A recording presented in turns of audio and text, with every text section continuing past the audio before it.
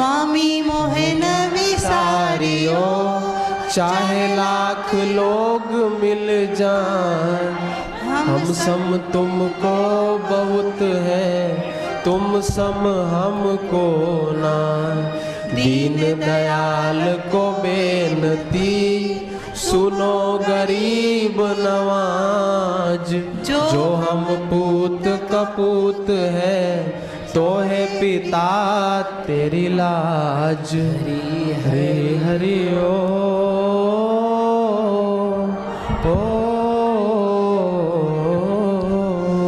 कबीरा मांगे मांगना, प्रभु जी जो मोहे दो। संत समागम हरि कथा, मोघर निस दिन हो। साधक मांगे मांगना, प्रभु जी दो मोहे दो। बापू हमारे स्वस्थ रहे, आयु लंबी हो। हरि हरि ओ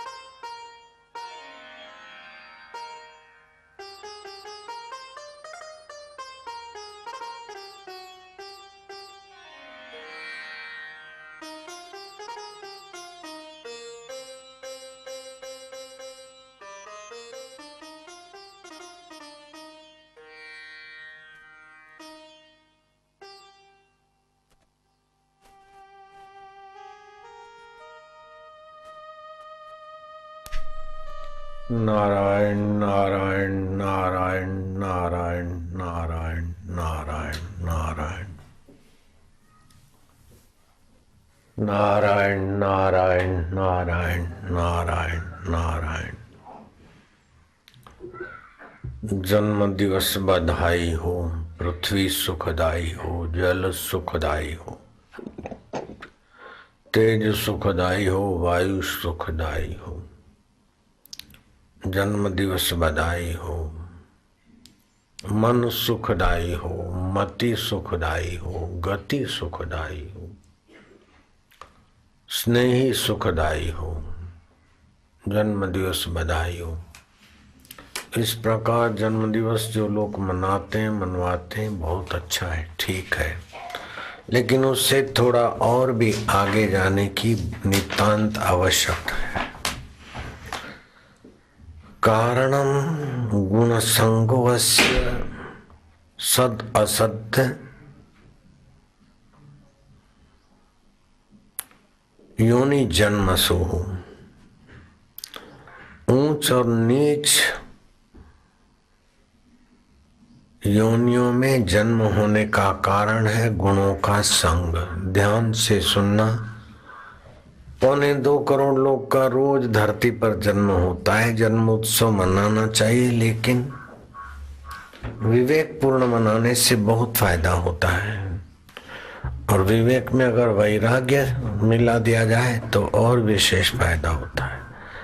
और विवेक वैराग्य के साथ अगर भगवान के जन्म कर्म को जानने वाली गतिमति हो जाए तो परम कल्याण समझो। कारणम गुण संगो अस्य सद असत्य योनि जन्मसु। ऊंच और नीच योनियों में जन्म लेने का कारण है गुणों का संग। हम जीवन में कई बार जन्मते रहते हैं। बालक शिशु जन्मा, शिशु की मौत हुई तो बालक बनाया। बालक का जन्म मरा तो किशोर का जन्म हुआ। किशोर मरा तो युवक का जन्म हुआ।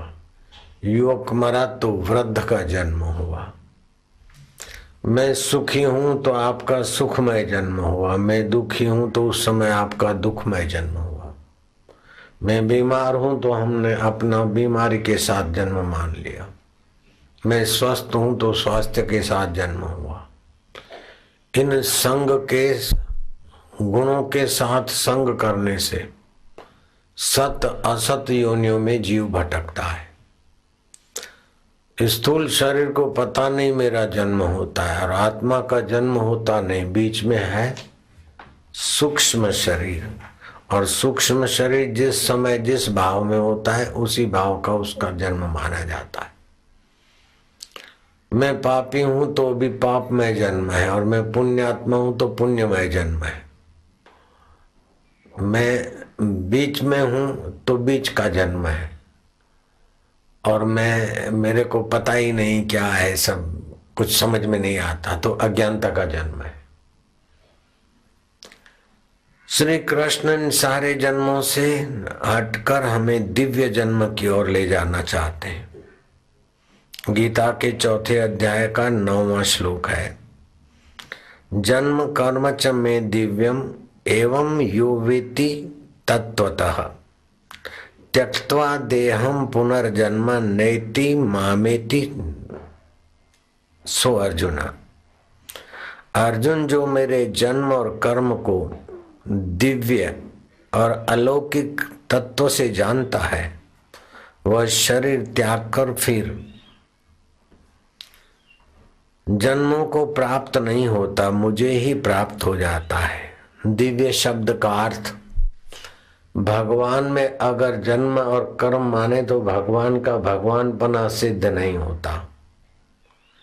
अगर भगवान में जन्म और कर्म नहीं मानते हैं तो भगवान में क्रिया, आना जाना, उपदेश देना, युद्ध करना, संधि दूत बनना अथवा हाय सीते हाय लक्ष्मण करना ये नहीं संभव है। भगवान में जन्म कर्म नहीं मानते तो क्रिया और दर्शन जो हो रहा है वो संभव नहीं है। अगर मानते तो भगवान का भगवानपना सिद्ध नहीं होता। भगवान को भी जन्म लेना पड़े और कर्म करना पड़े तो भगवान किस बात के। तो वेदांत सिद्धांत के अनुसार इसको बोलते विलक्षण लक्षण, जिसमें जो भगवान में जो जीव के लक्षण से भी मेल खाए, ईश्वर के लक्षण से भी मेल न खाए, जीव के लक्षण से भी मेल न खाए, और फिर भी दोनों में दिखे, उसको बोलते विलक्षण, अनिर्वचनीय। तो भगवान का जन्म और कर्म दिव्य कैसे हैं? बोले अनिर्वचनीय है, दिव्य है। न ईश्वर में जन्म कर्म है, न जीवत्व के बंधन और वासना है, इसलिए भगवान के कर्म और जन्म दिव्य माने जाते। तो भगवान के जन्म और कर्म दिव्य मानने से, जानने से आपको भी लगेगा कि कर्म होते हैं तो पंच भौतिक शरीर में होते हैं, मन की मान्यता से होते हैं। स्वरूप में उसको जानने वाला जन्म से और कर्म से ज्ञान विलक्षण है। मैं वो हूँ ज्ञान स्वरूप। मन में दुखी पने का भाव आया, उस समय में दुखी का जन्म हुआ। सुखी पने का भाव हुआ तो सुख का जन्म हुआ। मैं बालक हूँ तो बालक पने का जन्म हुआ। मैं वृद्ध हूँ तो वृद्धत्व का जन्म हुआ। लेकिन मैं इन सबको जानने वाला हूँ। असंगो अयम पुरुष केवल निर्गुणश्च। मैं इन सब परिस्थितियों से असंग हूँ, ज्ञान स्वरूप हूँ, प्रकाश मात्र हूँ, चैतन्य स्वरूप हूँ, आनंद स्वरूप हूँ। इस प्रकार भगवान अपने स्वभाव को, स्वतः स्फुरित स्वभाव को जानते, स्वतः सिद्ध स्वभाव को जानते। ऐसे आप भी अपने स्वतः सिद्ध स्वभाव को जान ले तो आपका जन्म और कर्म दिव्य हो जाएगा। शरीर को मैं मानना और शरीर की अवस्था को मेरी मानना, ये जन्म है। हाथ पैर इंद्रियों से कर्म होता है और उसमें कर्तृत्व मानना तो कर्म है। लेकिन कर रहे हाथ पैर और मैं उनको सत्ता देने वाला चैतन्य हूँ, इस प्रकार जानना, उसका कर्म और जन्म दिव्य हो जाता है। वास्तविक में उत्तम साधक तो जानता है कि हाथ पैर काम करते हैं, आंख देखती है, मन सोचता है, बुद्धि निर्णय करती है। इन सब में बदलाहट होती है, देश में बदलाहट होती है। अभी हम यहाँ बैठे, थोड़ी देर के बाद और जगह बैठेंगे। अभी हम 12:50 को ही बोल रहे 51 को, तो 12:50 भूतकाल हो गया और 12:55 भविष्य हो गया। तो काल को भी हमारा ज्ञान स्वभाव देखता है। तो हम देश से भी परे हैं, काल से भी परे हैं। ये वस्तुएं आती हैं, जाती हैं, इन सब को जानने वाले ज्ञान स्वरूप हम स्वतः सिद्ध हैं। इनके आने जाने को भी हम देखते हैं। तो देश को भी देखते हैं, काल को भी देखते हैं, वस्तु को भी देखते हैं। वो देखने वाला जो अपने आप में स्मृति आ जाए, अपने आप में जग जाए, तो उसका जन्म कर्म दिव्य हो जाएगा। जिसने भगवान के जन्म और कर्म को दिव्य नहीं माना, नहीं जाना, तो अपने जन्म और कर्म को दिव्य कैसे जानेगा, कैसे मानेगा। कोई लोग बोलते मेरा जन्म होता है, हम मर जाएंगे, सुखी हैं दुखी हैं, तो समझ लो निगुरा है, निगुरा। उसको गुरु के ज्ञान का, श्री कृष्ण के ज्ञान का पता ही नहीं। संघात, ये संघात जो है, गुणों का संघात, सात्विक राजस तामस, सात्विक राजस मिश्रित, राजस तामस मिश्रित, तामस सात्विक मिश्रित, इनसे जो विचित्र विचित्र कर्म बनते, विचित्र विचित्र भाव बनते, ये सब बदलते, फिर भी जो नहीं बदलता है वो दिव्य स्वरूप जो अधिष्ठान है, बदलाहट को जानने वाला जो है, जैसे तरंग हुए, बुलबुले हुए, जहाग हुए, भंवर हुए, लेकिन पानी ज्यों का त्यों, ऐसे मन में स्फुरना हुआ, बुद्धि में निर्णय हुए, शरीर में बदलाहट हुई, सुखाकार दुखाकार वृत्तियां हुई, लेकिन वो सब वृत्तियां जिस परमात्मा सत्ता से जानी जाती है, वो मैं आत्मा हूं, ऐसा जो जान लेता है तो वो मरने के बाद नीच योनि या ऊंच योनियों में भटकता नहीं है, भगवान के स्वतः स्वभाव, स्वतः सिद्ध स्वभाव में स्थित हो जाता। जन्म कर्म च में दिव्यम एवं यो वेति तत्वतः त्यक्त्वा देहम पुनर्जन्म नेति मामेति अर्जुना। अर्जुन जो मेरे जन्म कर्म को दिव्य और अलौकिक जानता है। लौकिक कर्म ये होते हैं जिसमें फल की वासना हो, कर्तृत्व का भाव हो और देह में अहम हो तो लौकिक है, लेकिन ज्ञान में मैं है, कर्तृत्व भाव नहीं है, फल आकांक्षा नहीं है, उसके जन्म और कर्म दिव्य हो जाते हैं।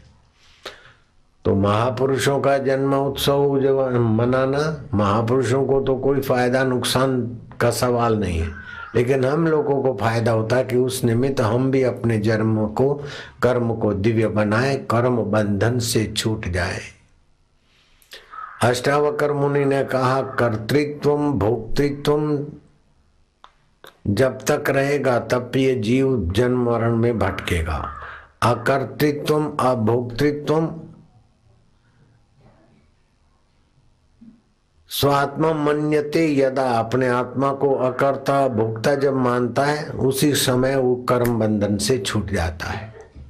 तो वास्तविक में शुभ कर्म करे, लेकिन शुभ कर्म का कर्ता अपने को न माने, प्रकृति ने किया और परमात्मा की सत्ता से हुआ। अशुभ कर्म से बचे और कभी गलती से हो गए तो अशुभ कर्म के कर्तापन में न उलझे और फिर से न करे, हृदय पूर्वक उसका त्याग कर दे, प्रायश्चित हो गया। तो शुभ अशुभ में अपने को न उलझाए, सुख और दुख में अपने को न उलझाए, पुण्य और पाप में अपने को न उलझाए, अपने ज्ञान स्वभाव में जग जाए तो उसका जन्म कर्म दिव्य हो जाता है। बोले बाबा हम तो संसारी हैं, हम तो ऐसे हैं, हम तो वैसे हैं। अरे संसार में आए तो संसारी हैं, संसारी मानकर रखने वाला अपने को मत जानो। कई ऐसे संसार में रहने वाले लोगों ने अपने जन्म कर्म को दिव्य बना दिया। ठाकुर मेघ सिंह बड़े जागीरदार थे। जागीरदार तो थे, साथ साथ में बड़े सत्संगी भी थे, और सत्संग के प्रभाव से वे जानते थे कि जो कुछ होता है मंगलमय विधान में होता है, हमारे विकास के लिए होता है। हमें जन्म और कर्म के कर्तृत्व भाव से बचना है। मंगलमय विधान, ईश्वर के विधान में विश्वास रखना है। अब सब दिन सबके एक जैसे नहीं आते। ठाकुर मेघ सिंह जागीरदार थे। कोई वायदा करते तो जल्दबाजी में नहीं करते, विचार करके हाँ बोलते और बोली हुई हाँ को निभाते। अथवा तो कभी अवसर मिलता तो बोले अच्छा जो ईश्वर की मर्जी होगी प्रयत्न करेंगे, ताकि झूठ न बोलना पड़े और अपना वचन झूठा ना पड़े। मंगलमय विधान में विश्वास होने के कारण कोई भी परिस्थिति उन्हें डामाडोल नहीं कर सकती थी। शारीरिक तितिक्षा सहने की योग्यता होनी चाहिए, और मन में जो शास्त्रीय नियम से ठान लिया है उसको करवाने में बुद्धि को बलवान बनाना चाहिए, और जो परिस्थिति आए उसमें समता आ जाए। इस प्रकार जन्म और कर्म दिव्य बनाने में सभी लोग कुशल हैं, सभी लोग सक्षम हैं। जो भी कौशल्य चाहे उन्हें सहज में ये परमात्मा तरफ से कुशलता मिलती है। तो मेघ सिंह जागीरदार का एक सेवक था भैरुदान चारण। सेवा तो बड़ी तत्परता से करता और अपने स्वामी का विश्वास भी पा लिया था, लेकिन उस चारण ने कुसंग के कारण, कुछ कर्म योग के अनुसार समझो, उसके मन में जागीरदार के प्रति द्वेष पैदा हो गया। रात्रि को जागीरदार रनवास की तरफ जा रहा था और उस सेवक मेरुदान ने खंजर निकाला पीछे से अपने स्वामी को वार करने के लिए। मंगलमय विधान मंगल ही करता है। इस प्रकार का दृढ़ विश्वास रखने वाले निश्चिंत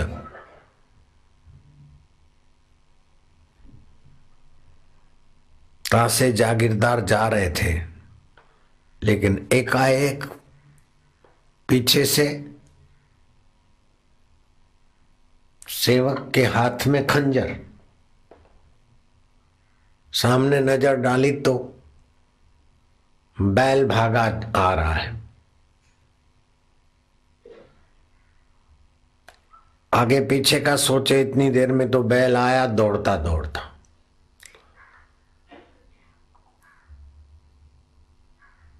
और ऐसा जोरों का सींग, मेरुदान चारण, भाट चारण होते हैं ना, हमारे पास भी एक चारण था सेवा में। चारण के छाती में सिंह घुस दिया, धड़ाक से गिरा, हाथ का खंजर ऐसा घुमा कि उसी की नाक कट गई, चारण की। करनी आपो अपनी के नेड़े के दूर, ये मंगलमय विधान है। बैल का प्रेरक कौन है? स्वामी आगे है, स्वामी को छूता नहीं है, और सेवक के अंदर में गद्दारी है तो सेवक को वो बैल छोड़ता नहीं। कैसा मंगलमय विधान है।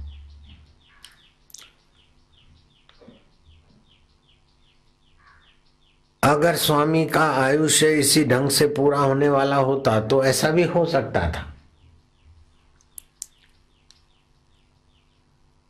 अब बेहोश गिरा चारण, उसको सामने रनवास्ता सेवकों को बुलाया, स्वयं भी लगा, उठाया, अपने महल में अपने मकान में ले गए। रानी पत्नी ने देखा, चीखी कि आपके सेवक के हाथ में इतना जोरों से पकड़ा हुआ खंजर, मालूम होता है कि इसने आपकी हत्या करने की नीच वृत्ति ठानी और भगवान ने आपको बचाया। बोले तो ऐसा क्यों सोचती, हम उसमें संदेह क्यों करें। लेकिन अनुमान और वार्तालाप से पत्नी को तो ये बात समझ में आ गई थी, पति पहले ही समझे थे, लेकिन उसका क्या दोष है बेचारे का। ऐसा नहीं हो सकता है, तुम्हारी गलती हो सकती है उसको गद्दार मानने की, तुम ईश्वर से माफी ले लो।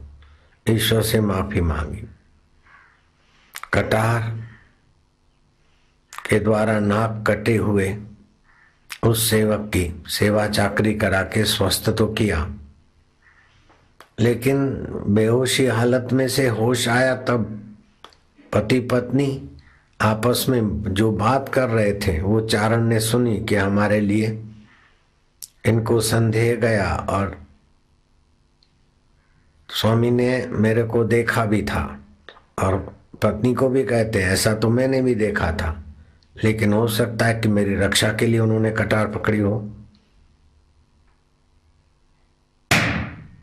तो तुम कभी भी इसमें संदेह नहीं करना। मेरुदान मेरा ईमानदार वफादार सेवक है, वो मुझे खंजर मारे ये संभव नहीं। अगर मारे तो भी ऐसा कोई विधान होगा। तो इस उदार वचनों ने और ईश्वर के विधान में आस्था रखने वाले वचनों ने मेरुदान का शरीर तो नाक कटा रहा, लेकिन मन उसका बदल गया कि मैंने इतनी इतनी नीचता की और स्वामी मेरा इज्जत रख रहे हैं। फुट फुट कर रोया कि मुझे भागे ने आपको नहीं पहचाना।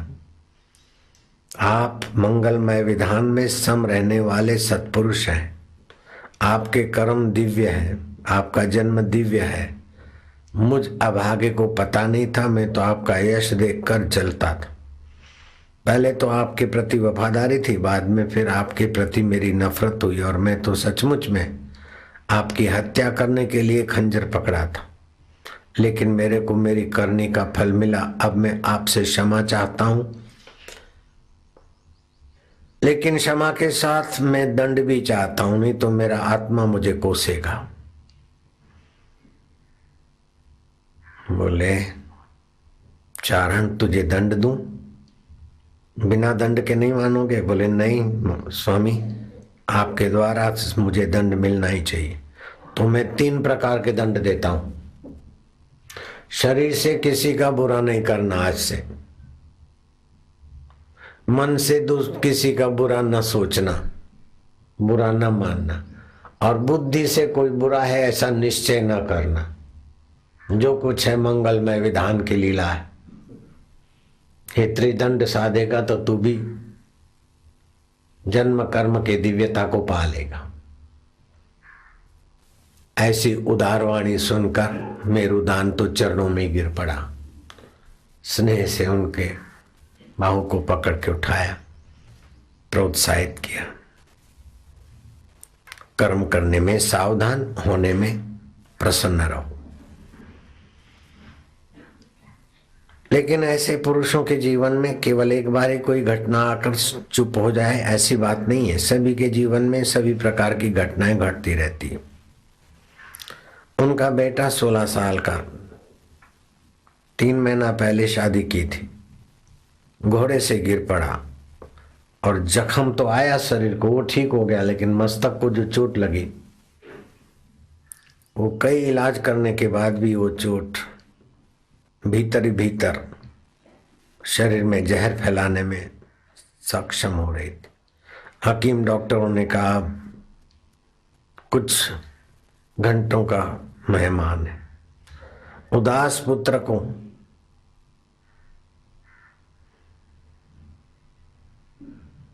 देखकर पिता बोलता है मेघ सी जागीरदार के बेटा तो उदास क्यों है?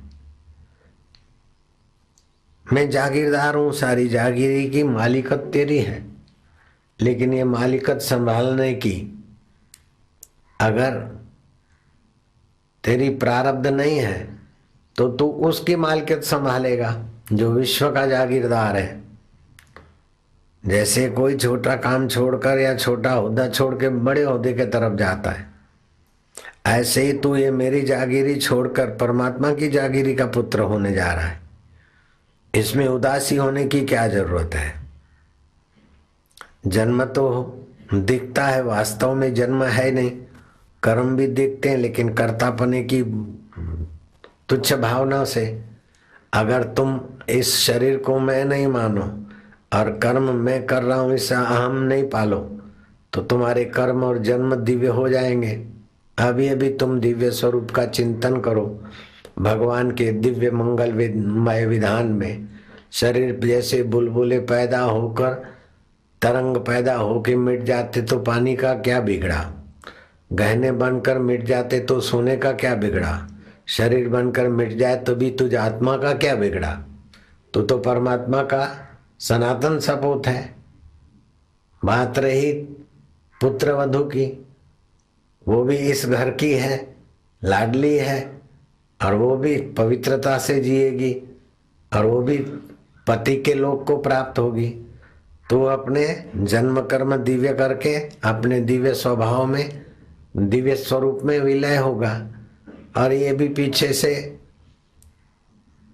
ऐश आराम विलास भोग विलास का जीवन इसका जल्दी से पूरा हो गया और इसका योग का जीवन पूरा होता है, तो इसकी भी तुझे चिंता नहीं है। और ये भी खानदान की संतान है। बहू को भी उपदेश दिया, बेटे को भी उपदेश दिया, और देखते देखते बेटे ने आंख बंद कर ली सदा के लिए। बहू ने, सासू ने, पिता ने और लोगों ने यथा योग्य उसकी अंत्येष्टि की, लेकिन मानो कुछ दुर्घटना नहीं घटी। ईश्वर की करनी में, ईश्वर के विधान में जब हम आड़े खड़े होते न तब छाती ठोक के रोते, छाती पीटते। बेटा जीना चाहिए था, मर गया, हाय हाय। पति जीना चाहिए था, चला गया, हाय हाय। ऐसा होना चाहिए था लेकिन नहीं हुआ, हाय हाय। मंगलमय विधान में न जाने क्या क्या हमारी उच्च गति करने के लिए भगवान की लीलाएं हैं। जो थारी मर्जी वो मारी मर्जी, जो थारी दृष्टि वो मारी दृष्टि। ऐसा करने वाले व्यक्ति के जन्म और कर्म दिव्य हो जाते हैं। जन्म दिवस बधाई हो। वास्तव में ये दिवस विवेक करने का दिवस है। 71 साल कैसे गए, उनमें क्या गलतियां हुई, 70 साल कैसे गए, उनमें क्या गलती हो गई अथवा क्या अहंता आ गई। अब 71वां साल आता है, उसमें ये गलती और अहंता न आए, इस प्रकार का सोचना है तो दिव्यता के तरफ है। लेकिन मैं इतना धन कमाऊंगा, ऐसा करूंगा, ऐसा बना के दिखाऊंगा, ऐसा करके दिखाऊंगा। अगले साल 1.5 करोड़ नफा निकाला था मेरी कंपनी ने, अभी 2 करोड़ करूंगा। अगले साल हमने 1500 करोड़ नफा किया था। अब स्टील प्लांट में इस बार हमने बोकारो में 2000 करोड़ नफा किया। और बाबा आपके चरण पड़े हैं तो हमारा बोकारो स्टील प्लांट अब और प्रगति करेगा। तो ये न जन्म दिव्य है न कर्म दिव्य है, ये तो अपने को उलझाने वाले प्लानिंग है। मैं अभी इतना पढ़ा हूँ, अगले साल इतना बन जाऊंगा, ऐसा बन के दिखाऊंगा, ऐसा बन के दिखाऊंगा। तो आप कर्म के दलदल में, जन्मों के दलदल में अपने को फेंकते। लेकिन श्री कृष्ण की नजरिया से आप जन्म और कर्म से अपना पल्ला झाड़ने के तत्परता से करें, लेकिन कर्तृत्व भाव, भोक्तृत्व भाव, फल लोलुपता, फलाकांक्षा आदि नहीं रखे तो ज्ञान स्वभाव का तो कभी जन्म होता ही नहीं और उसकी मृत्यु भी नहीं होती। शरीर मर गया फिर भी मरने को जानता है, जो जानता है उसकी मौत कैसे हुई? शरीर का जन्म हुआ और मृत्यु हुई। अगर मृत्यु से मृत्यु हो जाती होगी तो करोड़ों बार शरीर की मृत्यु हुई तो तुम तो नहीं मरे। तो तुम्हारे ज्ञान स्वभाव का तो कभी मृत्यु होती नहीं। केवल मैं दुखी हूँ, सुखी हूँ, कर्म का करता हूँ, मैं बच्चा हूँ, मैं जवान हूँ, मैं बूढ़ा हूँ, मैं फलानी जाति का हूँ, फलानी जाति का हूँ, ये व्यवहारिक भ्रमणाएं। अगर भ्रमणाएं समझकर बाहर से करे, जैसे रंगमंच पे अपना अपना पार्ट अदा करते बाहर से करे, लेकिन अंदर से जाने सो हम, मैं वही हूँ, सत्य चित्त आनंद, जो पहले था अभी है बाद में रहेगा, वो सच्चिदानंद आत्मा में हूँ। कर्म हाथ से, पैर से, शरीर से, मन से हुए। तो ये सारा जगत जो दिख रहा है, इसको शास्त्रीय भाषा में कहा विश्व। तो स्थूल शरीर आपका विश्व रूप से एकाकार है, सूक्ष्म शरीर तेजस है और कारण शरीर वे पार तत्व है, वो प्राज्ञ है। तो स्थूल शरीर, सूक्ष्म शरीर, कारण शरीर, इन सब कारण शरीर में नींद आती है। सूक्ष्म शरीर में चिंतन और स्वप्न आता है, स्थूल शरीर में कर्म होते। लेकिन ये अपने में मानने की गलती से आदमी के कर्म बंधन कारक होते हैं, गुण संग में लग जाते हैं, सत्य और असत्य योनियों में भटकाते हैं। अगर इनसे इसको बुझा दे,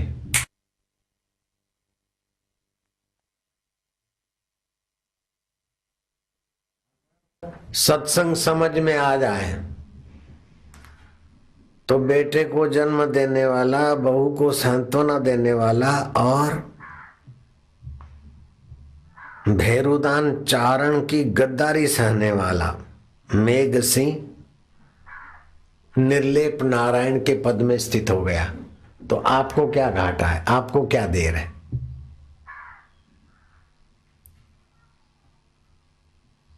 केवल विवेक जगा दो। जो नहीं है उसको नहीं मानो, और जो है वो है बस। बचपन सच्चा नहीं है, चला गया। जो इदम बोलते ने वो सच्चा नहीं है, लेकिन इदम जिससे प्रकाशित होता है वो सत्य है।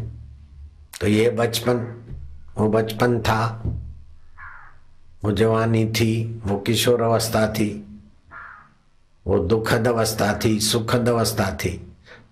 थी जो दिख रहा है, होगा होगी जो देखेगा, वो जिससे दिखेगा वो ज्यों का त्यों है, दिखने वाला प्रकृति का विलास है, खिलवाड़ है, माया मात्र। बाबा मेरा मन ठीक नहीं होता, ऐसा नहीं होता। बाबा ने कहा कि दुनिया में कई मन है, अब मेरा कुत्ता ठीक नहीं है, दुनिया में कई कुत्ते हैं उसकी चिंता नहीं है, लेकिन मेरा कुत्ता है। ऐसे ये मेरा मन है ये मत सोचो, मेरा भगवान है, भगवान का मैं हूं। तो फिर मन अपने आप ठीक होता है। और बेठीक ठीक, जितना ठीक करने पड़ोगे उतना कूदेगा, जितना बेठीक के तरफ उसको जाने दोगे उतना ले डूबेगा। न बेठीक के तरफ जाने दो, न ठीक करने की चिंता में पड़ो। जो ठीक है उसमें आप आ बैठो।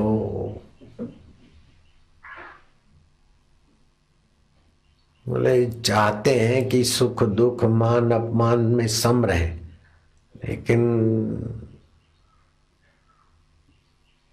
लेकिन क्या, जब कूड़े करकट पे बैठोगे तो चाहते हो कि मक्खियां नहीं भिन भिनाए, तो मक्खियां तो भिन भिनाएगी।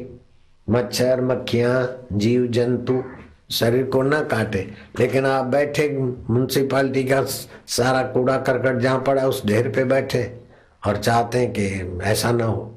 ऐसे अपने को देह में, अपने को कर्मों में, अपने को गुणों में लगाकर फिर सोचते कि ऐसा ना हो, ऐसा हो, ऐसा ना हो, ऐसा हो। तो श्री कृष्ण कहते हैं कि जन्म कर्म च मे दिव्यम एवं यो वेति तत्वतः त्यक्त्वा देह पुनर्जन्म नेति मामेति अर्जुना। हे अर्जुन, जो मेरे जन्म कर्म को दिव्य और अलौकिक तत्व से जानता है, वह शरीर त्यागने पर फिर जन्म को प्राप्त नहीं होता, मुझे ही, मुझ ज्ञान स्वभाव में, मुझ चैतन्य स्वभाव में एकाकार हो जाता है। और शास्त्र कहते हैं कारणम गुण संग अस्य सद असद्य योनि जन्मसु। ये गुणों के साथ, परिस्थितियों के साथ हम जुड़ जाते हैं। जैसे दुख आया तो दुख के साथ जुड़े, हम दुखी हैं, हम बच्चे हैं, हम बीमार हैं, हम जवान हैं, तो इनके साथ जुड़ गए ना। हम तो ज्यों के त्यों हैं, ये तो आते जाते हैं। तो जुड़ने की जो आदत है कई जन्मों की, उस आदत को विवेक से उखाड़ के हटा दो।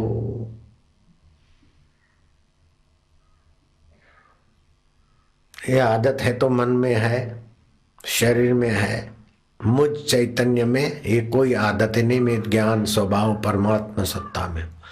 ओम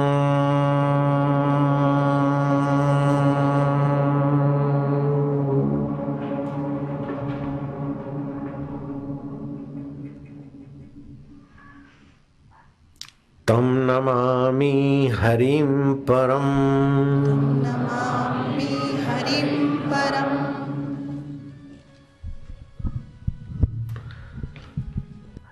लुधियाना में 5000 सत्संगी बैठकर सुन रहे हैं और रेखा बहन साध्वी का मध्य प्रदेश में भीमगढ़ में सत्संग है, लाइन दी हुई है।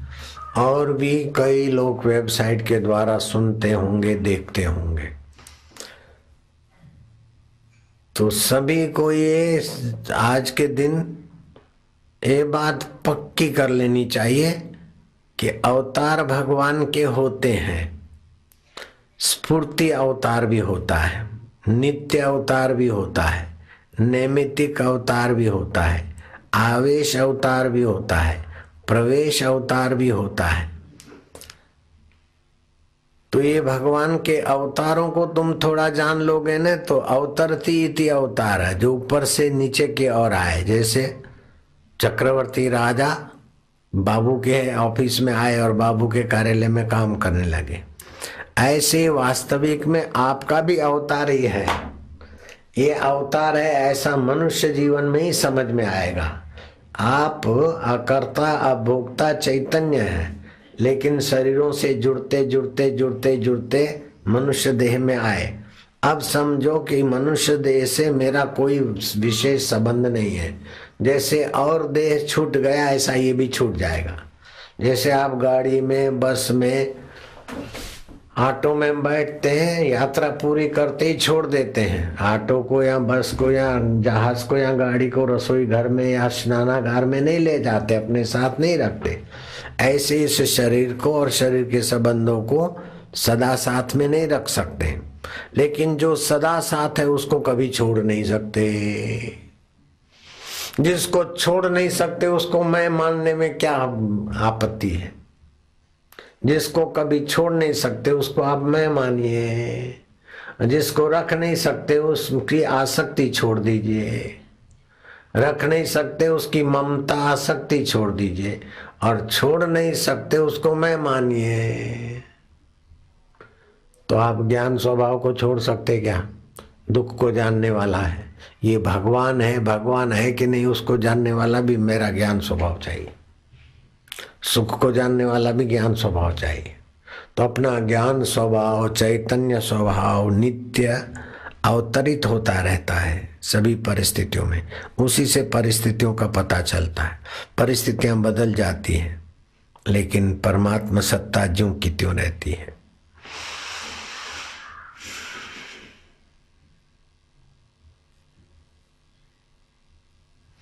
आवेश अवतार, स्फूर्ति अवतार। जैसे परशुराम का आवेश अवतार, स्फूर्ति अवतार। जब तक राम नहीं मिला थे, राम जी के दर्शन नहीं हुए थे, तब तक उनका स्फूर्ति आवेश अवतार रहा। राम जी मिल गए तो राम जी के साथ उन्होंने अपना अवतार तत्व राम जी में समा गया, फिर सामान्य रहे। सदा के लिए कृष्ण के नहीं अवतार नहीं रहे। नित्य अवतार, नैमित्तिक अवतार। रावण और कंस का निमित्त लेकर जो अवतरण हुआ वो नैमित्तिक अवतार है। और संतों के हृदय में जो ज्ञान स्वभाव का, आनंद स्वभाव का, चैतन्य स्वभाव का, लोक मांगल्य स्वभाव का अवतरण होता रहता है उसे बोलते हैं नित्य अवतार। ऐसे ही अर्चना अवतार होता है। भक्त ने हनुमान जी की उपासना की। अब उस भक्त को कोई विरोधी शत्रु ने, ध्यान मग्न हनुमान जी के ध्यान में मग्न है, पीछे से जाकर रामपुरी आर पार कर दूं गले के तो मिट जाएगा। वो रामपुरी लेके आ रहा है और भक्त की पीठ में पीछे से छुरा भोंकना है चाकू का। हनुमान जी की मूर्ति के 2 टुकड़े हो गए और गुर्राते हुए आवेश में अवतार, और हनुमान जी ने मारने वाले को ही मार के यमपुरी पहुंचा दिया। तो हनुमान जी कहीं से भाग कर आए ऐसी बात नहीं है, अथवा उस भक्त ने हनुमान जी को बोला वो नहीं है, लेकिन कण कण में जो ज्ञान सत्ता, चैतन्य सत्ता व्याप रही है वो आवेश अवतार के निमित्त कभी रक्षा करने के लिए प्रकट भी हो जाती है। नरसिंह अवतार, आवेश अवतार, अथवा द्रौपदी की साड़ियों में प्रवेश अवतार। तो इस प्रकार भगवान की सत्ता, अंतर्यामी अवतार, प्रेरणा अवतार। आप अच्छा करते फिर शांत हो गए, क्या करूं करूं ना करूं, मन तो कहता करूं, बुद्धि ने भी समर्थन दिया, लोगों ने भी किया, लेकिन हृदय में खटका और अंदर से आवाज आया नहीं करना है, नहीं जाना है। बाद में पता चला कि रे बाप, अगर मैं उसी बस की यात्रा करता और प्रेरणा नहीं मानता, बस से नीचे नहीं उतरता, तो वो बस मोरबी पहुंची और मोरबी का बांध टूटा और कई लोग बाके मर गए, हजारों। 22,000 लोग तो सरकारी आंकड़ा है, बाकी के कितने और ज्यादा मरे होंगे भगवान जाने। ऐसे ही भोपाल कांड हुआ, गैस कांड हुआ। तो कभी कभी ऐसे समय में अंतर्यामी अवतरण होता है। रेलवे स्टेशन पर बैठे थे जम्मू कश्मीर में, अब बापू ने प्रेरणा दी, उठो उठो, बाहर जाओ बाहर जाओ बाहर जाओ। ओ बाहर गए, थोड़ी देर में धड़ाधड़ गोलियों के आतंकवादियों ने आके बरसाई, कई लोग मर गए। लेकिन जो जप ध्यान करता था उसके अंतर्यामी अवतरित होकर उसको बचा दिया। तो पूजा पाठ जप ध्यान से विवेक जपता है तो अंतर्यामी के संकेत मिलते रहते। तो कभी कभी तो अपना मन बदमाश होता है तो अंतर्यामी का रूप लेकर अपने को संकेत देता है।